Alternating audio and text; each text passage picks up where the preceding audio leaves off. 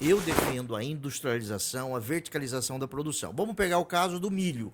Mato Grosso produz aí 33, 34 milhões de toneladas de milho.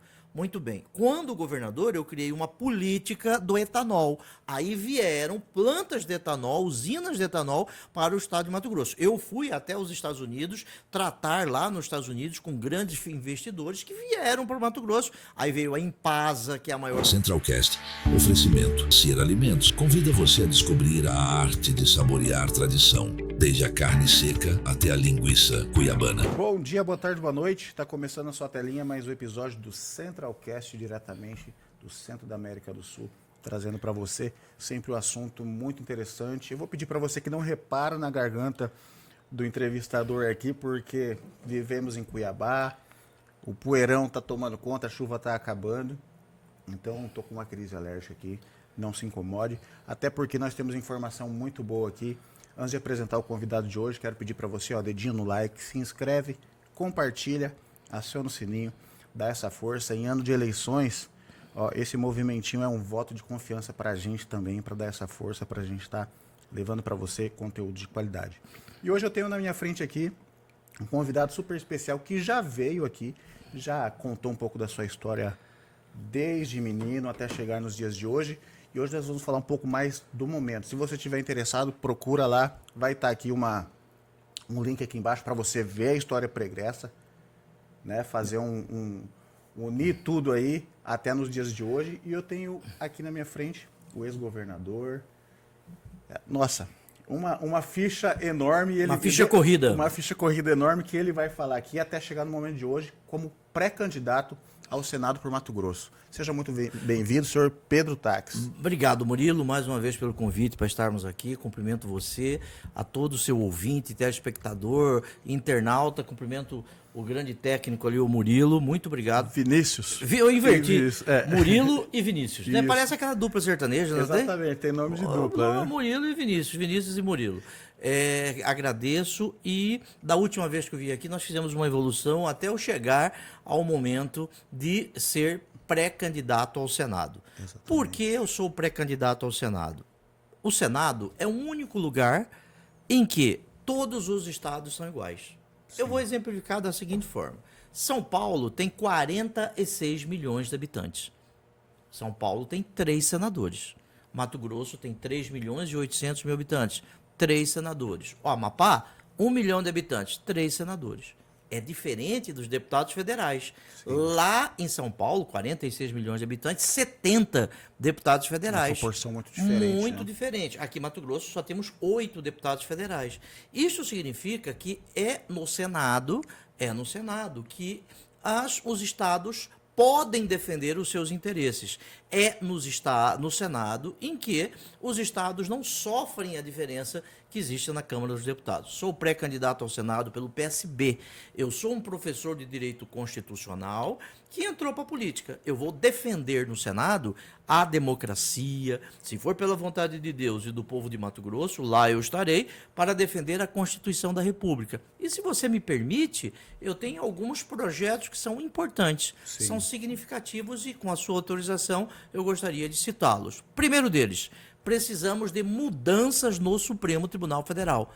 Por que mudanças no Supremo Tribunal Federal? Primeiro, os ministros do Supremo, eles não são reis, mas no Brasil, os ministros do Supremo, alguns deles, se comportam como reizinhos supremos. E isso é em razão da composição do Supremo Tribunal Federal. Hoje, são 11 ministros e eles são vitalícios, ficam até 75 anos de idade. Até 75 anos de idade.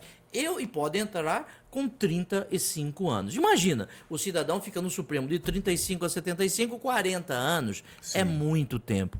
Eu defendo mandato para ministro do Supremo. 12 anos. Como ocorre em alguns países, como a Alemanha, como a Espanha.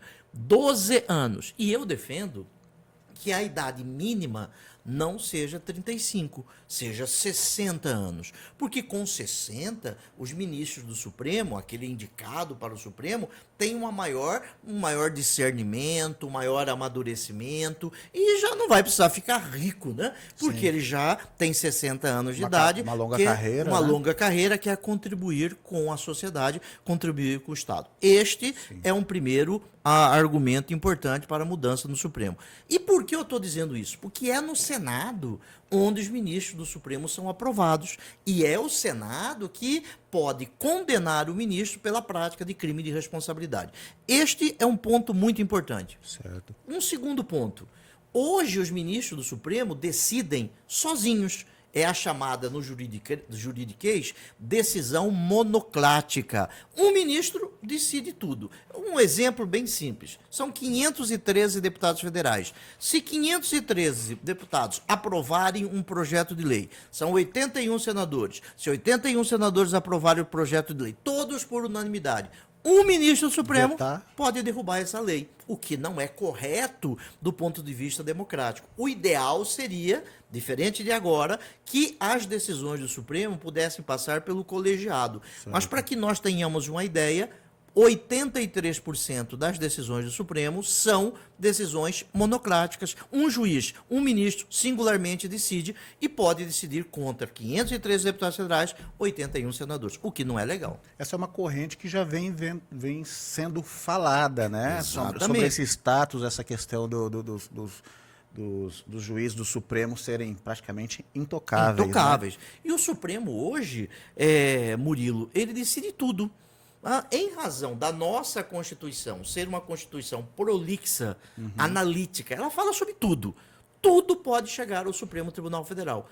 Eu defendo que isso seja retirado do Supremo Tribunal Federal. Sabe por quê?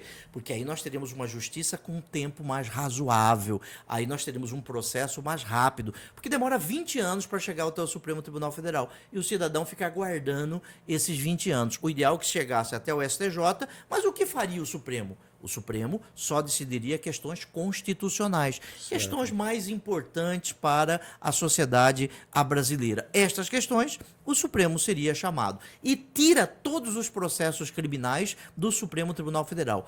Quem tem que julgar governador, senador, presidente da República é o juiz de direito ou o juiz federal em primeiro grau de jurisdição. Estas são algumas propostas que eu defendo. Se for pela vontade de Deus e do povo de Mato Grosso, eu voltar ao Senado. Nós tivemos agora a questão do Banco Master, que envolvia, inclusive, me fugiu o nome do ministro agora. Existem indícios, né, em relação ao Dias Toffoli e ao Alexandre de Moraes.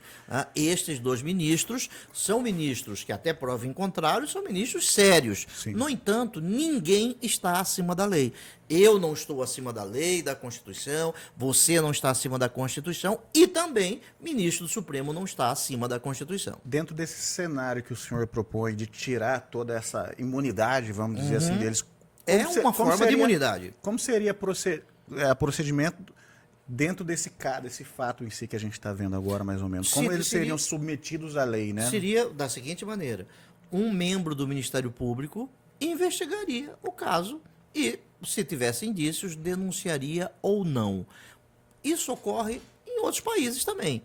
Vamos pegar o caso de um presidente dos Estados Unidos. Ele é processado, julgado por um juiz em primeiro grau. Não é pela Suprema Corte dos Estados Unidos. Sim. A Suprema Corte dos Estados Unidos não tem o que se diz nos juridiquês de competência criminal. Não tem. Portanto, isso se faz de forma diferente aqui no Brasil. Tudo tirando do Supremo Tribunal Federal para deixar o Supremo para tratar dos assuntos, dos temas mais importantes da sociedade brasileira. Entendi. O senhor vê, pelo PSB. PSB é o partido do vice-presidente da República, Geraldo Alckmin. Sim, é Partido Socialista Brasileiro? O Partido Socialista Brasileiro. Mas nós temos que entender que hoje o PSB é um partido de centro-esquerda, é um partido que defende a democracia, tanto que o Alckmin não pode ser chamado de comunista, não é isso? Sim. E nós temos diferenças entre comunismo e socialismo, nada contra comunista, eu tenho amigos comunistas, tenho amigos bolsonaristas, tenho amigos no PT, tenho amigos em todos os partidos. Eu defendo a democracia, defendo a Constituição. Um dia desses, um cliente meu, ele falou assim: Pedro, mas o seu partido é o PSB. você é comunista? Um cliente do escritório. Eu perguntei... Porque tem ali o socialista, né? O pessoal já confunde. Aí eu disse para ele o seguinte, amigo, Mato Grosso hoje exporta 44% de tudo que produz para um país comunista, que é a China. Sim. 44%. Você já viu um carro da Tesla aqui em Cuiabá? Só tinha um da Tesla. E carro chinês, você já viu? Muito. Milhares de carros chineses. Mato Grosso não pode viver sem a China. E a China é um país comunista. É diferente do que ocorre em Cuba. Para mim, Cuba é uma ditadura. É diferente do que ocorre na Venezuela. Para mim, a Venezuela é uma ditadura. Inclusive, nós, como o estado do agro, a China é muito mais parceira do nosso agro do que, inclusive, os Estados Unidos, que é um concorrente, na verdade, né? Exato. Você trouxe um tema muito importante. Mato Grosso exporta para a China 44% do que produz. E nós exportamos para os Estados Unidos 2% do que produzimos. E os Estados Unidos é um grande concorrente do Brasil em soja, petróleo, minério. Os petróleos dele e o nosso são diferentes. Minério de ferro, gado bovino, né? Então, os Estados Unidos é importante, eu gosto dos Estados Unidos, parceiro. né? É um parceiro, mas nós estamos falando o que um grande diplomata brasileiro disse assim: as pessoas têm amigos, mas os países têm interesses. Sim. O meu interesse como senador da República, se lá eu chegar, se for vontade de Deus e do nosso povo, o meu interesse é defender os interesses do Estado de Mato Grosso, defender os interesses do Brasil. Eu não serei senador do presidente da República. Eu não serei senador do governador do Estado. Eu sou nacionalista. Vou defender o Brasil. Imagine a Venezuela. A Venezuela é uma ditadura? Entendo que sim. O ditador da Venezuela era o Maduro. Os Estados Unidos foram lá e o Trump sequestrou o presidente da Venezuela. Sim. Eu entendo que o Maduro é um ditador, mas eu não dei um mandato, uma autorização para o presidente dos Estados Unidos sequestrar porque ele está precisando de petróleo. Imagina se ele precisar de água. Sim. Onde temos mais água? Brasil. Se ele precisar de soja, vai invadir Mato Grosso? Se ele precisar de gado bovino, vai invadir Mato Grosso? Agora, o que é mais triste é que você encontra pessoas aqui em Mato Grosso batendo palma para esse tipo de atividade. Eu sou nacionalista, defendo o Brasil. Inclusive, os Estados Unidos não estavam preocupados com a liberdade do povo venezuelano. Eles estavam de olho em outra coisa. Estavam de olho no petróleo. Inclusive, agora também com o Irã também, né? A mesma situação do Irã. Porque a Venezuela e o Irã, eles exportam muito para a China produz muito, mas não produz o petróleo suficiente para que possa continuar o crescimento de sua indústria. Sim. Então, precisa de petróleo. Petróleo é energia. E a China importa do Irã e da Venezuela. Os Estados Unidos cortou isso. Eu acho legal ter alguém como o senhor que tem muito conhecimento. Eu sempre gosto de reforçar aqui, porque, claro que eu gosto de tirar essa coisa dos Estados Unidos serem esses mocinhos do mundo. Sim. Quando você é um autoritário, mas se você é do clubinho deles, você não incomoda eles de jeito nenhum. O exemplo é a Arábia Saudita, exato. Que é um país super autoritário, mata jornalistas, mata gay, tem execução em praça homossexual, pública, mata mulheres. Exatamente, mas está no clubinho, né? Mas porque tem dinheiro. Então, os países têm interesses. Né? Eu sou nacionalista. Esta camisa é fabricada na Indonésia. Mas a marca é americana. Ela foi importada por quem? Hoje, o que vale é o comércio. Sim. E o Brasil precisa se inserir nisso. E eu defendo que o Brasil, e eu sou nacionalista, tenha o que se denomina hoje de soberania digital. Sim. O que é soberania digital? Nós termos a vanguarda na tecnologia, na inovação, no conhecimento. E, para isso, nós precisamos tratar de um tema que é muito importante: terras raras. O que são terras raras? São 17 tipos de minerais que juntos recebem o nome de terras raras. São importantíssimos para isso aqui, ó. Chips, monitor de TV, monitor processadores. De processadores, baterias de celular, bateria de carros elétricos.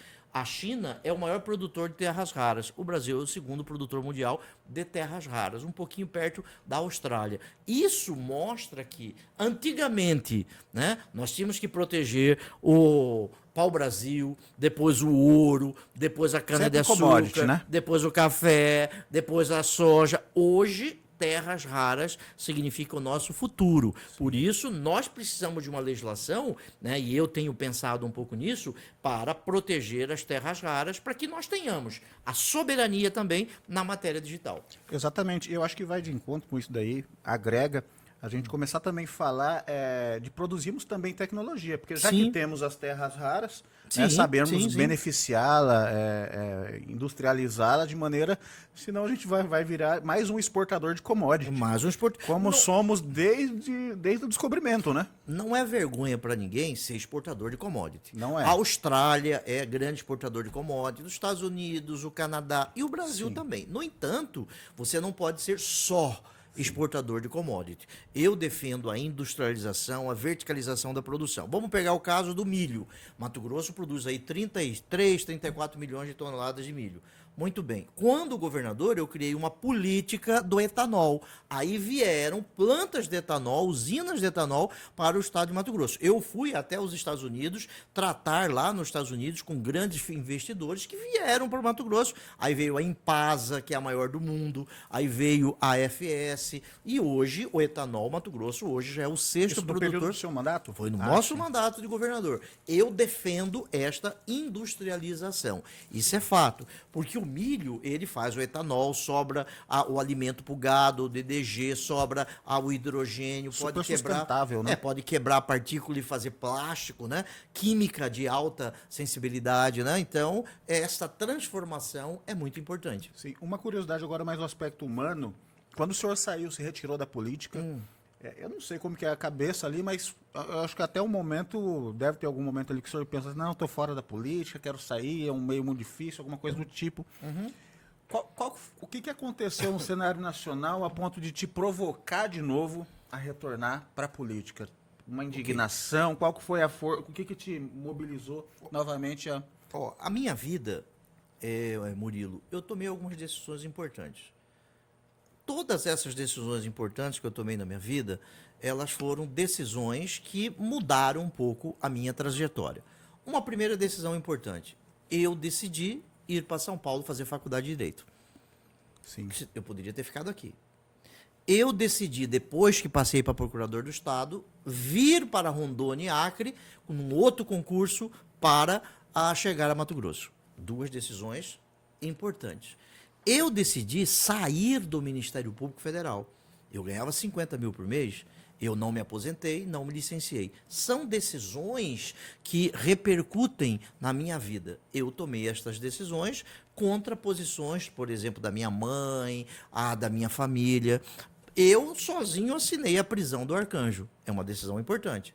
Eu sozinho, como senador que fui, decidi ser candidato ao governo para combater o crime organizado em Mato Grosso, que estava na Assembleia Legislativa, estava através do José Geraldo Riva e estava lá no Poder Executivo. Veja, o Riva roubou 600 milhões de reais. E ele, segundo consta, está tendo que devolver 70 milhões de reais. Você rouba 600 milhões e devolve 700, rouba 600 milhões e devolve 78 milhões em 10 pagamentos. É bom isso, né? Aí compensa, aí o crime compensa. Faz uma poupança. É uma decisão importante. Essa decisão de voltar na política é uma decisão, na minha avaliação, que é importante. Sabe por que isso? Porque eu não perco a capacidade de me indignar. Eu poderia ficar no meu escritório, indiferente, cuidando da minha vida, viajando para a Turquia, para a Europa, mas eu decidi viajar para Confresa, para Colniza, para Alto Paraguai, para Tesouro, para Guiratinga. É a minha vontade, porque eu amo este estado. Já saí daqui várias vezes para morar fora, mas sempre volto para Mato Grosso, porque eu quero combater o crime organizado. Eu quero combater as facções. Como governador, eu entreguei o Estado para o Mauro Mendes, um Estado ainda em dificuldades, mas a corrupção em níveis bem pequenos. Certo. Agora, no governo Mauro Mendes, parece que isso tudo voltou e parece que o governo Mauro Mendes vai fazer esse Val Barbosa ser julgado pelo juizado em pequenas causas. Veja o caso da Oi, em que 308 milhões de reais sumiram. O Mauro fala que o dinheiro era público e virou particular. Ele nunca respondeu. Ele panhou ou não panhou esse dinheiro? Por que o dinheiro foi parar nas contas de pessoas jurídicas ligadas à família dele? Ele tem que responder. Eu estou errado? Eu já disse o seguinte, se eu estiver mentindo, eu mudo de Mato Grosso. Veja o Parque Novo Mato Grosso. 2 bilhões de reais foram gastos. 2 bilhões de reais foram gastos. 2 bilhões de reais daria para construir e equipar 4, 5, 6 hospitais regionais. 2 bilhões de reais. Hospitais, cada um com 300 Ou leitos. aumentar nosso efetivo de polícia. Ou aumentar o efetivo da polícia. Que 2 também está milhões. deficitário. Né? Roda gigante, 70 milhões de reais. Uma roda gigante, 70 milhões de reais. Eu, como governador, nós fizemos 70 mil cirurgias de catarata. 70 mil cirurgias. Nós gastamos 70 milhões de reais. O que é mais importante? 70 mil pessoas que saíram da escuridão da cegueira ou uma roda gigante? Tem gente que gosta de gente e tem gente que gosta de coisa. O Mauro gosta de coisa. O autódromo, o Mauro gastou 200 milhões de reais no autódromo. Vou repetir, 200 milhões de reais no autódromo. E ele fala que é o parque da família. Família de quem? Eu gostaria até de colocar, deixar aqui claro, né, como o senhor citou ele, a gente tem que, como democráticos que somos, né, deixar o espaço aberto para ele vir a responder, né, se defender. E eu gostaria até de perguntar, né, para ele, porque é o tipo de coisa que não é assim um tipo de obra para o povo mesmo. Eu não consigo imaginar o povo usufruindo de autódromo, que é um esporte, por exemplo, super elitista. É um esporte rico. Numa região nobre, que é longe, inclusive, para quem é mais humilde chegar, né? E outra, você acredita que agora o Estado gastou dinheiro no parque e a iniciativa privada que vai administrar o parque? Você acha que a iniciativa privada não vai cobrar nada para entrar no parque? Você acha que um cidadão lá do Pedra 90, do Parque do Lago, um cidadão em Confresa, Cuniza, vai ter dinheiro para pagar a entrada para o parque? Eu que me considero até um pouco privilegiado, não consigo me imaginar indo lá. Indo lá, mas muito bem, 200 milhões no autódromo. A empresa que fez o autódromo é ligado ao suplente que será do Mauro Mendes. 200 milhões de reais. Eu vou falar sobre isso num vídeo. Sim. É um parque da família dele, né? O senhor, como tem essa já no seu DNA, essa sede de senso de justiça, tanto que o senhor trabalhou, prendeu, atuou muito contra o crime organizado. Se vier efetivar a sua eleição e você vai mexer, vai dar abrir aí as caixas pretas aí para... A caixa preta, não, porque até um pouco de preconceito falar caixa preta. Exatamente. Eu vou abrir a panela, porque vai sair muito podre dessa panela. Esta é uma das funções, Murilo, de um senador. Um senador, ele tem a função de fiscalizar o executivo, fiscalizar o judiciário, como deputado federal faz Sim. isso, como deputado estadual. Vereador, você já viu, né? Cada um na sua área. Você já viu algum deputado federal de Mato Grosso falar sobre a Oi? Você já viu algum deputado federal falar sobre o caso do Parque Novo Mato Grosso? Porque os deputados federais, com todo respeito, só pensam em emendas. Deputado estadual só pensa em emenda para show, para eventos e não fiscalizam absolutamente nada. Agora você viu um deputado aí com busca e apreensão na casa dele com dinheiro de emenda. Eles só pensam nisso. O senador, o deputado, os deputados estaduais, vereadores, como você bem disse, têm duas funções que são principais. A primeira função, fiscalizar. E eles não fiscalizam. E criar leis para que nós tenhamos tranquilidade. Agora, os deputados e senadores, com raríssimas exceções, nada fazem. Eles só pensam em emenda. Porque na emenda tem o bichinho da corrupção. É esse um dos principais males que existe no Brasil. Como o senhor já tem esse, né, já disse aí que vai fiscalizar muito. Função. Sim, e o senhor já vem também nessa esteira atuando, né, no direito. Sim. No caso da Oi, caso dos consignados, o caso da PM de Mato Grosso, dos concursados da Sim. PM de Mato Grosso. Quando o senhor estiver lá, qual vai ser o olhar para esses casos aí? Vai dar um boost aí, uma força a mais ainda nessas questões? Em outras parecidas também? Muito obrigado por essa pergunta. Mato Grosso, ele tinha, em 2016, 8.400 policiais militares. 8.400 policiais militares em 2016. Hoje, 2026, 10 anos depois, nós temos 6.300 policiais militares. A população aumentou, o crime aumentou e o número de policiais caiu 2.000. E nós temos 1.000 aprovados no concurso de 2022. Esse concurso foi feito e o Mauro não chamou os policiais militares, aqueles aprovados. Nós fomos contratados, ajuizamos uma ação contra o Estado. Tentamos fazer o acordo, o Estado não aceitou o acordo. Agora a juíza vai decidir se o Estado está obrigado ou não a admitir estes aprovados no concurso. Nós ajuizamos uma ação para que Mato Grosso tenha mais policiais. Por que significa policial na rua? Significa que aquele faccionado, aquele criminoso, ele não vai cometer crimes. A polícia militar está uniformizada, está ostensiva. A polícia militar, ela impede a prática de crimes. Quem investiga é a Polícia Judiciária Civil, que também tem poucos policiais. Tanto que estagiário está fazendo um serviço de escrivão, o estagiário está fazendo um serviço de investigador, o que não é possível. Então, no tocante aos policiais, nós estamos tratando deles. Esta semana passada, eu fiz uma audiência com eles todos, fizemos uma agenda em 52 municípios, os aprovados lá estão, e Mato Grosso precisando de policiais. Eu gosto de comparar, Murilo, me permita esta comparação. Mato Grosso tem 906 mil quilômetros quadrados. 906 mil quilômetros quadrados. 6.300 policiais militares. 1.000 quilômetros de fronteira seca com a Bolívia. A Paraíba não tem fronteira com a Bolívia. Tem 52 mil quilômetros quadrados. Dentro do estado de Mato Grosso, cabem 17 Paraíba. 17. Lá tem 8 mil policiais militares. Aqui tem 6.300. E qual que é o argumento dado quando isso é questionado? O argumento é que o Estado tem câmeras pelas ruas. Eu acho interessante a vigilância das câmeras, mas nós precisamos de segurança humana, de pessoas que ficam nos bairros andando. Ocupar os espaços, né? Ocupar os espaços. Então, falta policiais militares. Sobre os consignados. Os consignados foi um dos maiores escândalos do estado de Mato Grosso. Sabe por quê, Murilo? Porque o Mauro Mendes permitiu, em maio de 2023, no governo dele, que o Banco Master, desse escândalo, entrasse aqui. O Banco Master veio, trouxe outras consignatárias e começou a roubar os servidores públicos. Como? Contratos sem assinatura, contratos com juros elevados, contratos com valores diferentes daquele que foi efetivamente pego e quase 40 mil servidores sofrendo com isso.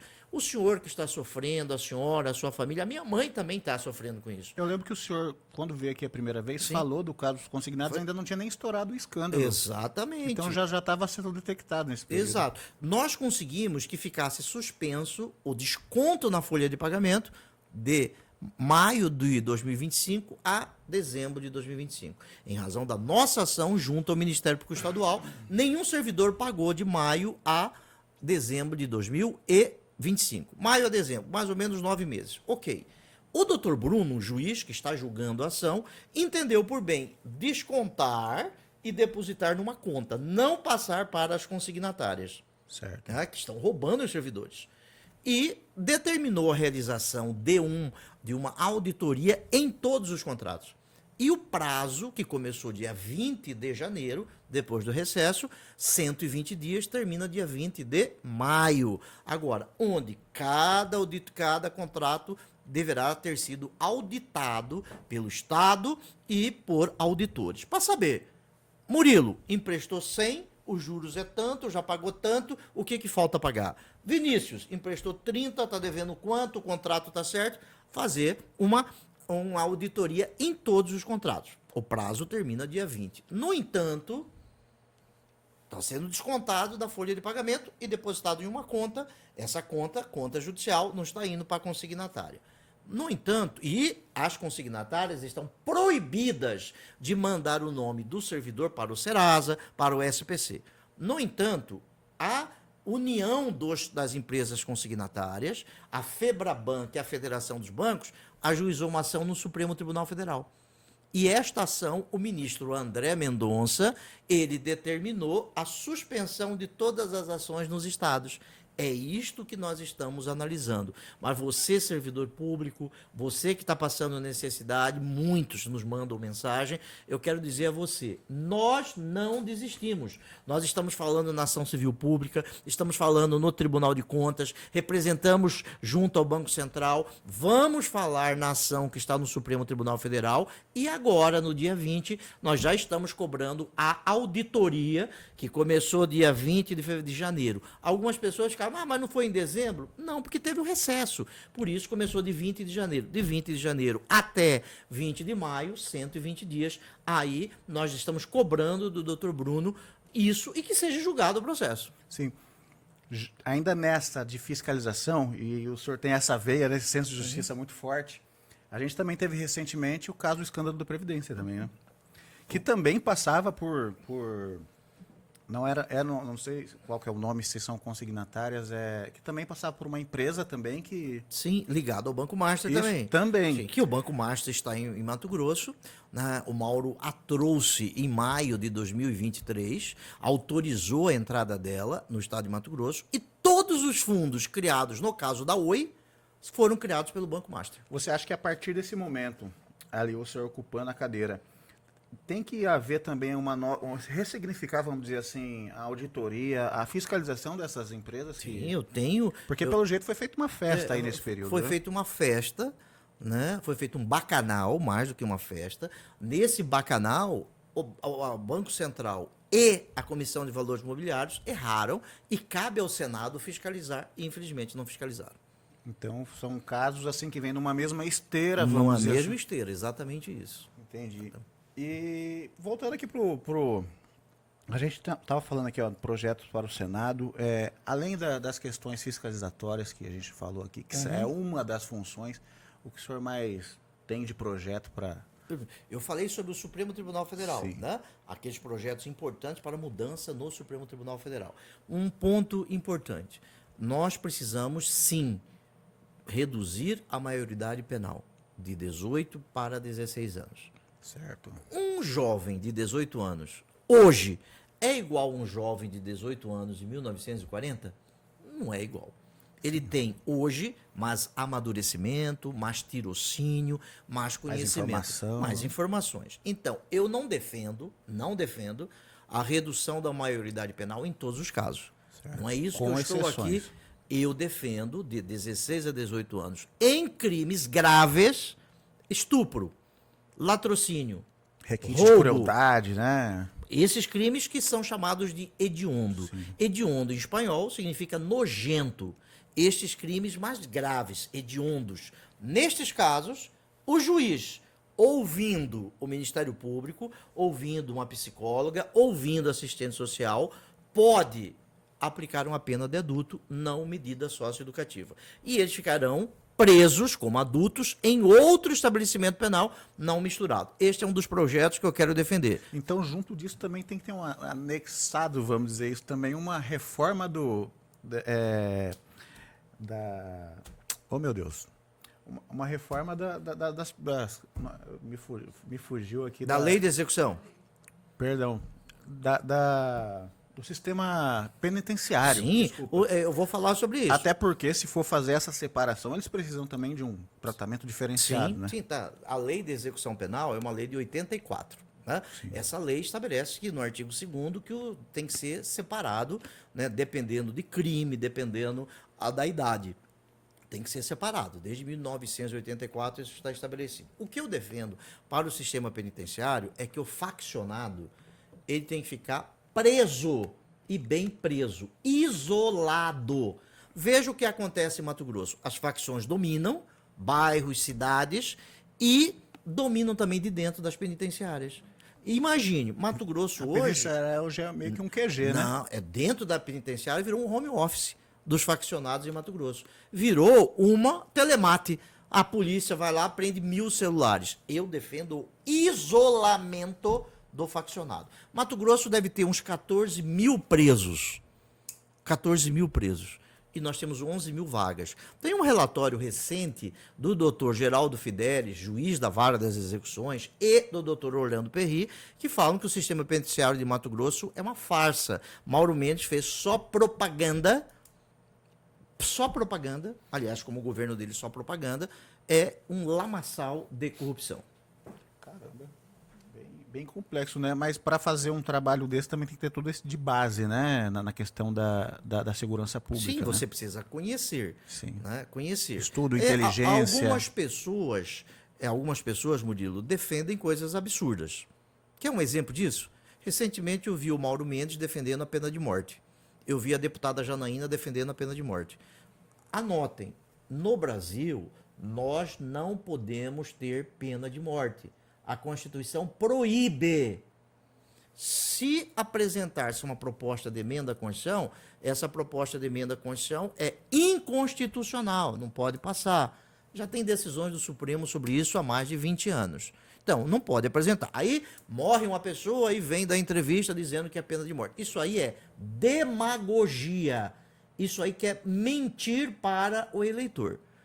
Só seria possível a pena de morte no Brasil se nós tivéssemos uma nova Constituição. Se nós tivermos uma nova Constituição, Tem que dar um reset, eu né? queria saber se a deputada Janaína, se o Mauro Mendes vão defender pena de morte para político corrupto.